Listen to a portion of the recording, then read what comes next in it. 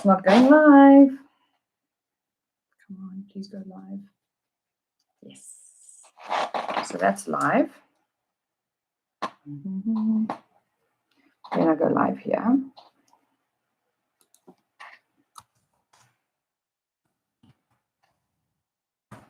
Then I wait for them to join.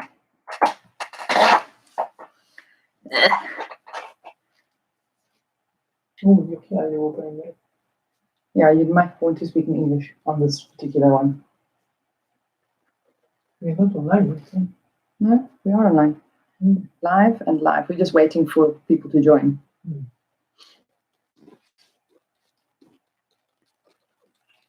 I don't know where your glasses are. No?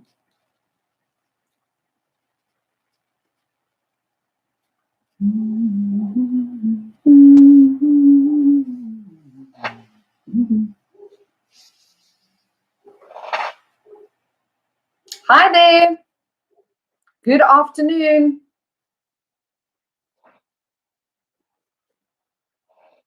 We are just waiting for our Facebook friends and some Instagram friends to join us. Jean-Paul, how are you? Double make sure that this is working well. Yeah. Maybe you should fix it down a little bit.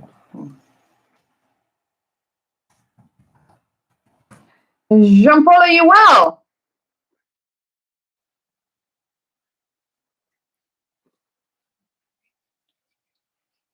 All right, to our friend on Instagram, what's your name?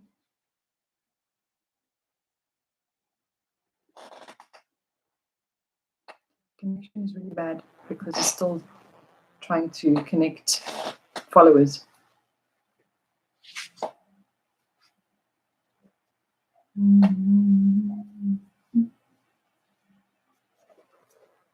Jean-Paul, this is my husband, Daniele. Hello, how are you?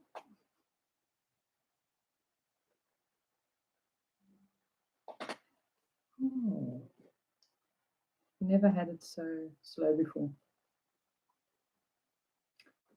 Hi, guys. Cape Agency. Hello, guys. Who am I chatting to today? What is your name? Jacqueline. Hi, sweetie. Long time no see. Hi, Anna. Good afternoon. Hi. All right, guys. I'd like you guys. Jean-Paul says I'm the first one in. Yes, you were. I can count on you to be the first one in, hey? All right, first student in. All right, guys, I'd like to introduce you to our guest this evening. This is Daniele, my husband, Danny. And today I'm going to be talking about, I'm going to be giving you some really cool speaking hacks. So for those of you that do not know, a hack is something that you do to make an action easier. For example, I pack my bags really badly when I travel. I just and afterwards a little surprise, and that's where Daniele comes in. And Jean-Paul says, it's nice to see you. Yes, I see. Okay, so guys, the very first tip, okay, the teachers that gave me these tips are, there are quite a few of them. So thank you to all those magical teachers that contributed to these hacks. A big shout out to all of them. So the first tip, guys, is you need to record yourself when you speak. So you can do it in front of a mirror, write something that you want to say, and then record yourself on your phone. When you finished recording, you need to listen to yourself. And I spoke about this yesterday. Listen to your recording, and then you want to check a few things. The first thing you want to do is you want to check if you are intelligible. That means, do you make sense and can you understand yourself? Number 2, the next thing you want to do is your basic grammar good? So have you used the correct tense? Have you used the correct pronouns and the correct subject, verb, object? Those are really 3 basics that you've got to consider. Like I said yesterday, nobody is expecting anybody to use the future perfect continuous or the conditional clauses. I promise you, it's not as important as you think it is. The next thing you want to look at is your speed. Are you speaking too fast? This can happen when you're nervous. Are you speaking too slow? And are there too many hesitations and repetitions? So some things that you want to consider. Remember that you are your own reviewer, so there's no need to be shy about it. Listen to yourself and see where you can improve. And if you have the fortune of dropping your recording to a teacher or a trusted strong speaker of the language, ask them. Go for it. Ask them for some feedback. All right, so that's tip number 1. Hack number 1. Hack number 2. This one is really special, I think, and that is to shadow a strong speaker of the language or a native speaker. So what does that mean? Hi, Isabelle. A shadow. Can we see a shadow anywhere? We can't see a shadow. All right. Oh, look, you can see. You can see Daniela's shadow. You see? That is Daniela's shadow over there. I don't know if you guys on Instagram can see it. So if you shadow somebody, you're sort of like walking behind them, next to them all the time. Yeah, Daniele is my shadow at the moment. He's like standing close to me. Maybe he's also learning a thing or two. I don't know, hopefully. So perhaps by shadowing somebody that you trust, that perhaps you look up to, it could be a teacher, a friend, or another strong speaker of the language, you can observe how they speak. Again, this sort of like observation of a confident speaker of the language, and try to imitate what they do. Okay, then the third one, this one here is even more special because it comes from a combination of a teacher and one of our ex-students, all the way from Turkey. And he says, use and repeat, guys. Use and repeat. Watch movies and listen to shows or podcasts. Try to steal phrases and expressions and repeat or use them. Sorry, Jean-Paul, I'm sorry you're having connection problems. So this was pretty cool, and it makes perfect sense. You obviously can't do 20 or 30 at a time, but try to take 1 or 2 expressions and use them in the next contribution to a conversation that you can. So thank you very much to that student. I know that this one is a really difficult one, but you have to trust me on it. Don't be shy. It's not going to do you any favors. If you don't speak, you won't make mistakes. If you don't make mistakes, you can't be helped. Nobody can help you to say, no, that is incorrect. You've got to do it this way. If you are trying to say something but you can't find the word, try to explain it with other words that you know. And don't worry about the person that might snicker at you. It is what it is. You've just got to sort of brush it off and move on. I know it's a difficult one, but you've just got to try it. Okay. Right. The next hack is to create self-immersion. It sounds big and fancy, guys, but it's not. What this ultimately means is that, particularly now, we have to consider alternative ways of doing this. Not everybody has the opportunity to travel abroad to have a full immersion. And even then, you might go to another country like South Africa or Australia or England or wherever and still not be fully immersed in the language because you live with someone who speaks your language, for example. So Creating self-immersion means, hi, Livio. Hello. Creating self-immersion means it's not just about your classes or your lessons. Okay.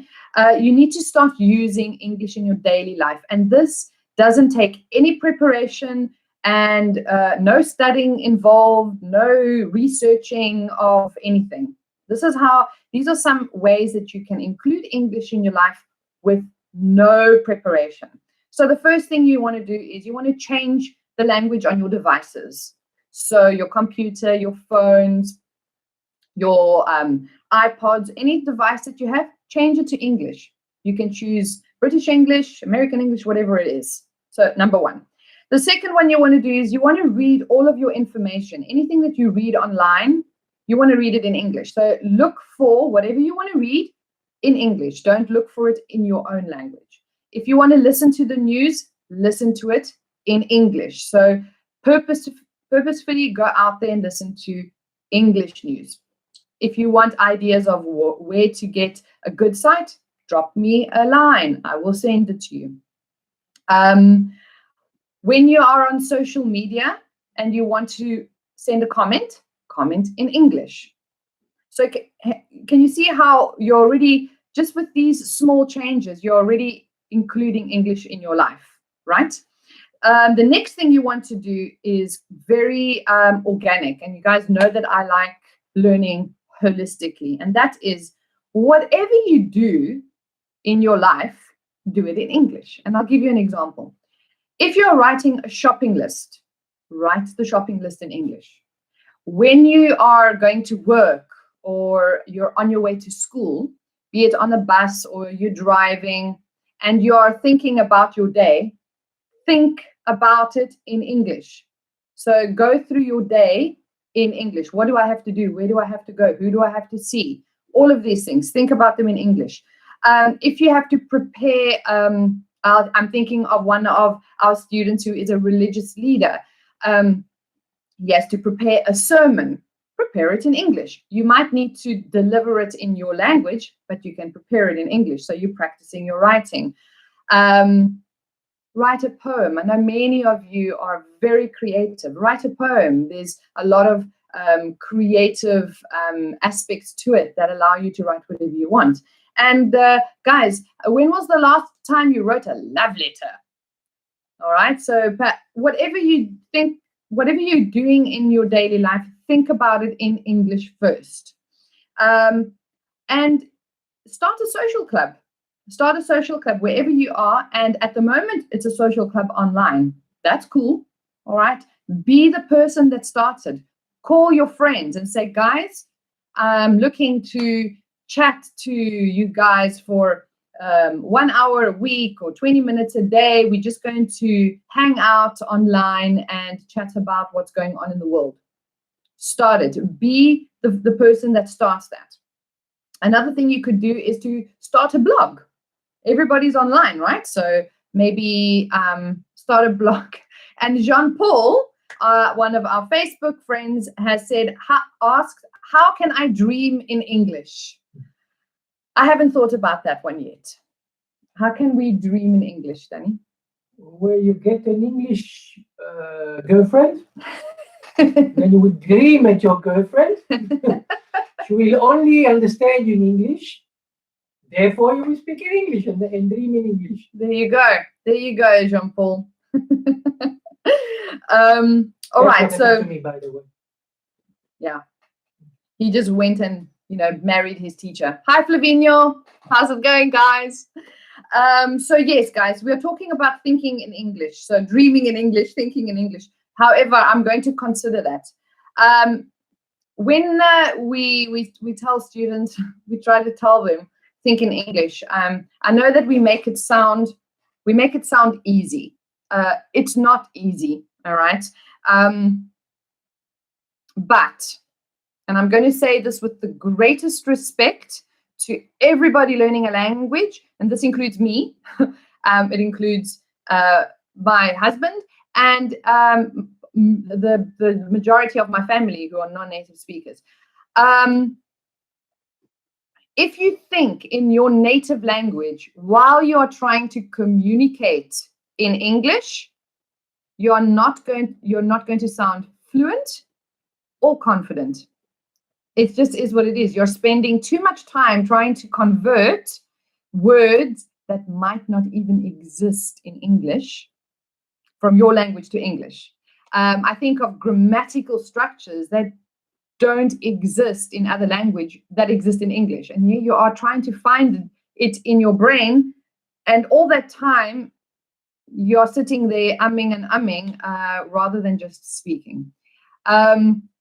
So thinking in your own language while you're trying to communicate in English doesn't help, I'm afraid.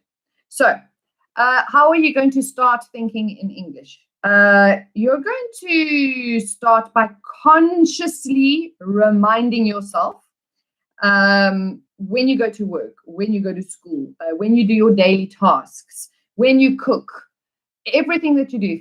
When you cook, say the recipe. I need to get sugar. I need to get milk. I need to get bread. Think of your routine in English. I'm going to fetch my son. I need to go to the supermarket. I need to remember to do this. I must phone my husband.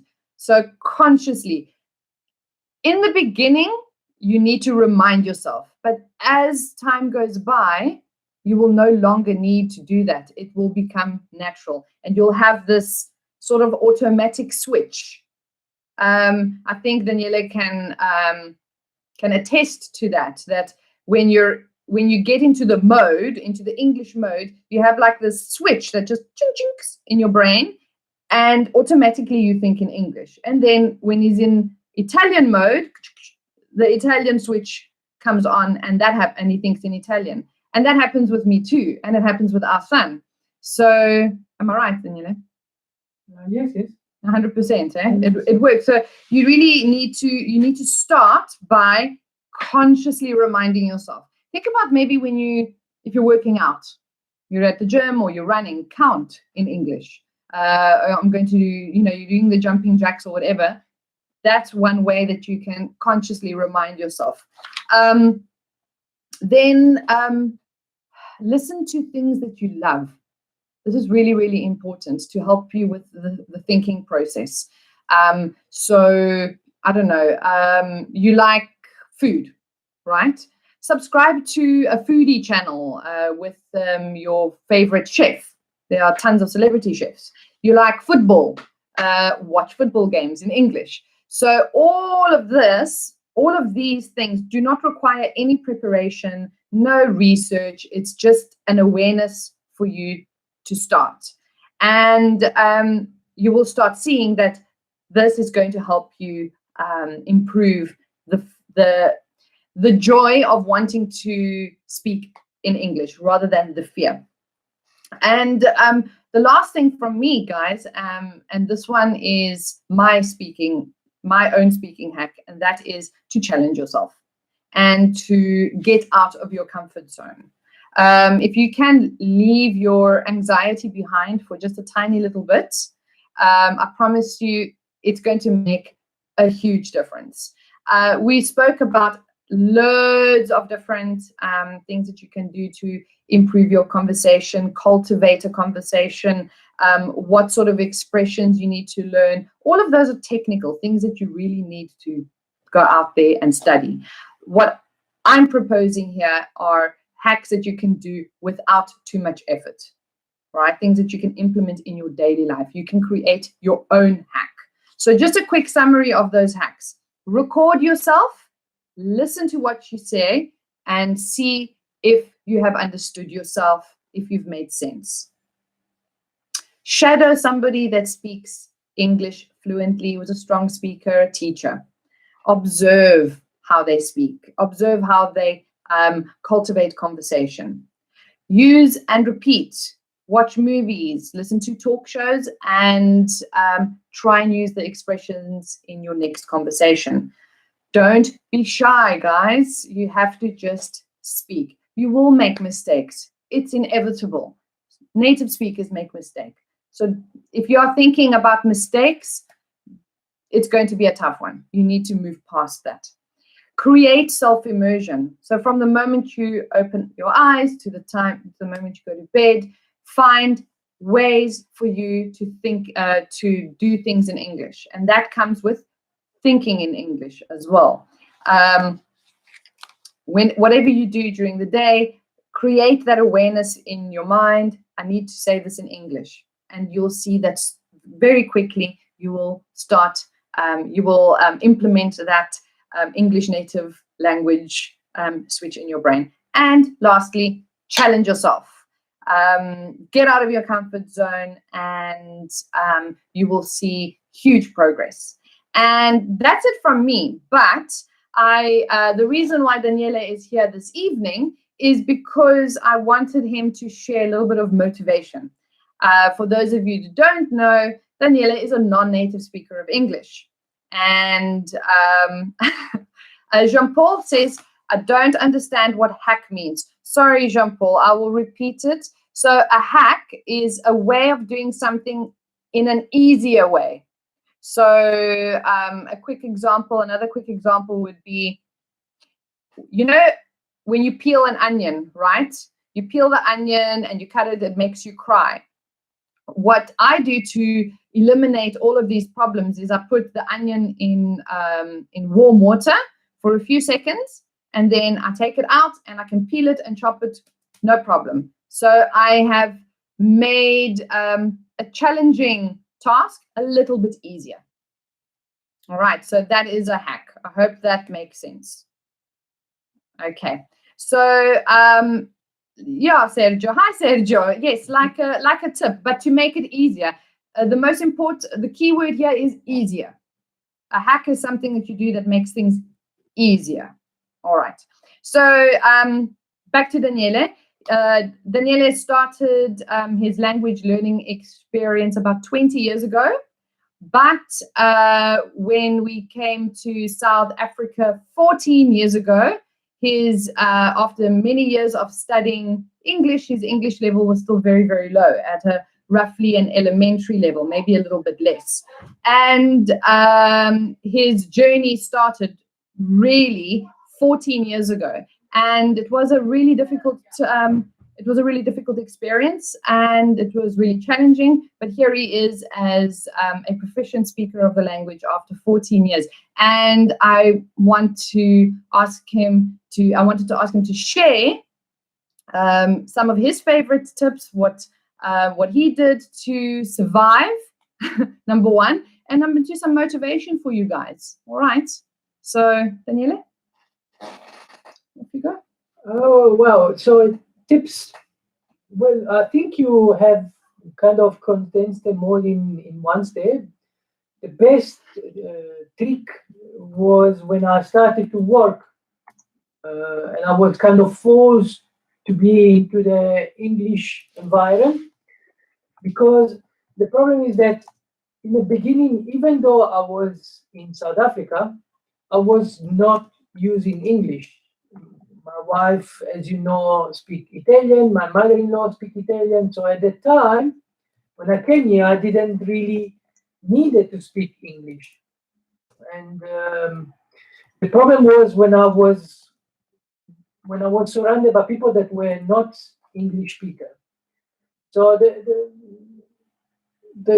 what I'm trying to say is that what you need to do is trying to go and speak as much as possible, trying to mix and match as much as possible with people that are speaking the language.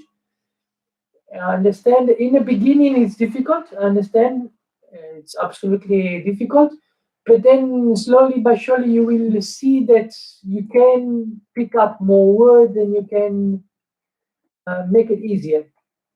Also, when you are what I also tried to do when I was in the beginning is you have a sort of a few questions which are the general question when you introduce yourself, where you live in, what you do for working, more or less, you know those things because are part of your life. So you're building up an image of yourself, right? Then every time you need to try to add some more words to that. So, for instance, I'm Italian. And then you can say, I'm Italian from the Northwest. I'm Italian from the northwest, a city that's called Turin. The city of Turin is, and every time you build up a little bit more so that you can, your brain is thinking to adding things to that. I like that. It's a really good tip. To what you want to say. Very good. And that's now, yeah, you need it. That's a good one. I didn't know one. You see. So every time you're trying to build up over something that you know already. So it's your life, your life. You know what you want to say already. So build up a story about your life. And then you add more words and more phrases that you can build around something that you know already very well. Yeah. Can I ask you a question for them? So do you think that this process is one that you can do quickly? Can you put a timeline on it? Or is it something that requires energy, time, it's indefinite? I think it depends on how much you expose yourself to English. Very good. Because I was at work when I started to do this. Everyone was wondering where I was, why I was here, what I was doing. And they were asking me questions about my life. So in the beginning were easy answer. And then I decided, okay, I want to add something more to those answers. And every time I found that almost it was challenging myself. I wanted to say more. Every time I wanted to say more. I'm going to answer your questions now. Tell Taki, I'll answer your question now.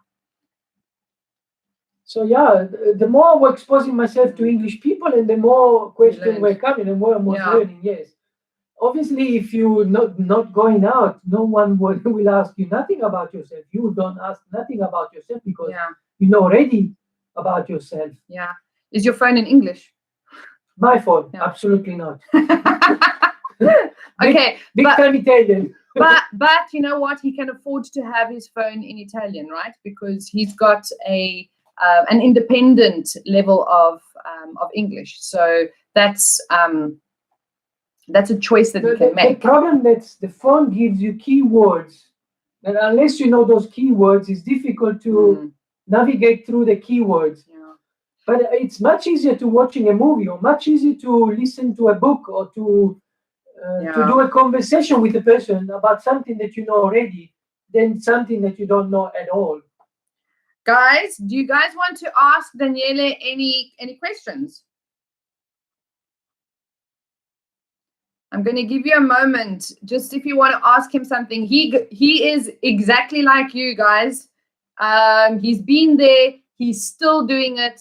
There are virtually every day there's something that he's learning that's new. So he is in your shoes. So if you want to ask him a question, go for it. I'm going to give you a minute or so to ask those questions. In the meantime, I'm going to answer a question by Teltaki from, I'm pretty sure that is not your name, my dear, but all the way from the Kingdom of Saudi Arabia. And she asked, how can I learn English this fast?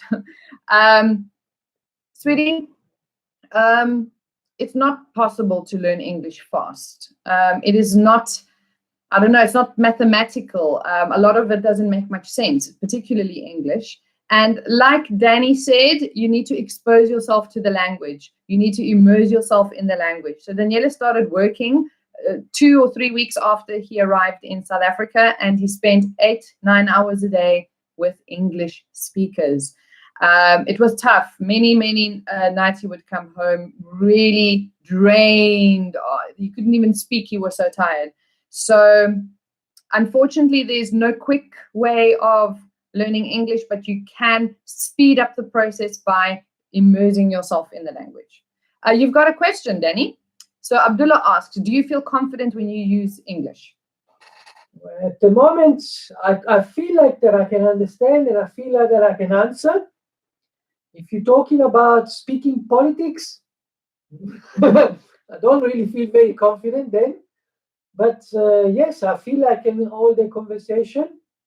Very good. But that's not the problem. Even though if you don't hold the conversation, what the problem is that the person that will listen to you that speak English will create a language that you will understand. As soon as they see or they hear that you're not English mother tongue, they will make a proportion and they will make an easy language speaking, like speaking to a kid. You know, So, they won't use big words or big sentences because they understand that you don't speak English.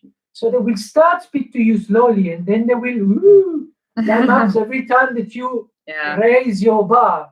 So, in the 14 years that you have been in South Africa, can you really pinpoint a time where you were made to feel uncomfortable or silly because of what you said? So many times. I can't pinpoint. So many times. And what did you do? Nothing. You take it. And? You're moving on. You can't do differently. If you want to learn the language, you move on. Yeah, absolutely. Guys, thank you. Thank you to everybody for joining us. If you want to continue asking questions, please do. Hi, Active Sushi. How's it?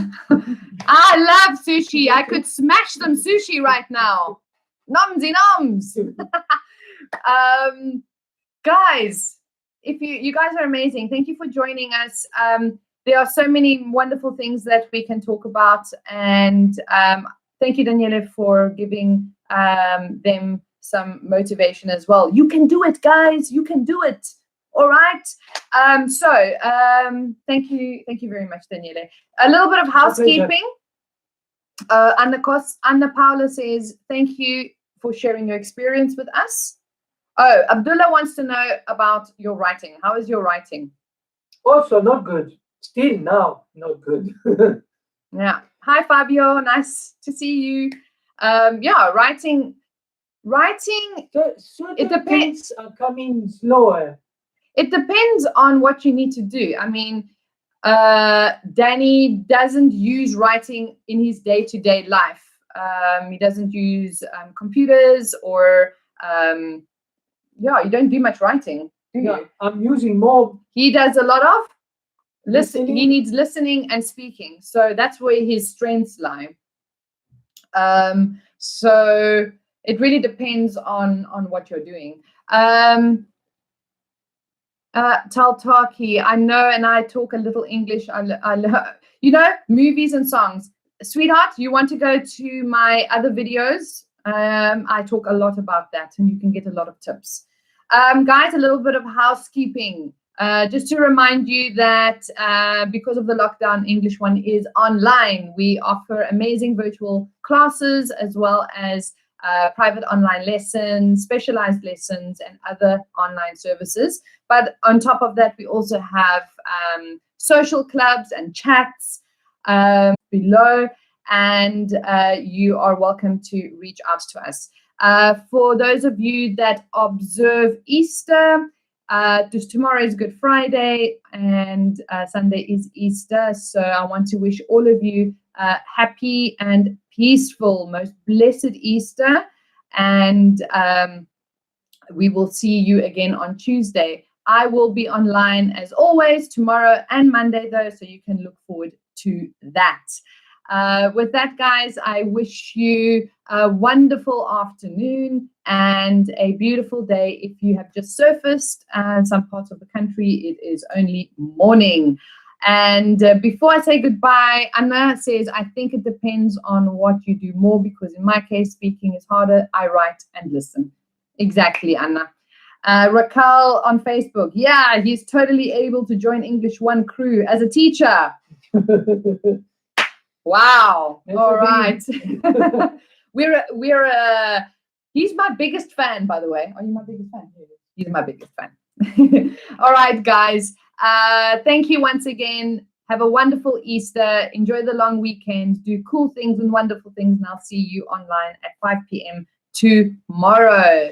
Mwah! Much love. And thank you, Daniele. Thank you. Bye. It's a pleasure, Sergio. Bye, guys. Bye, Abdullah.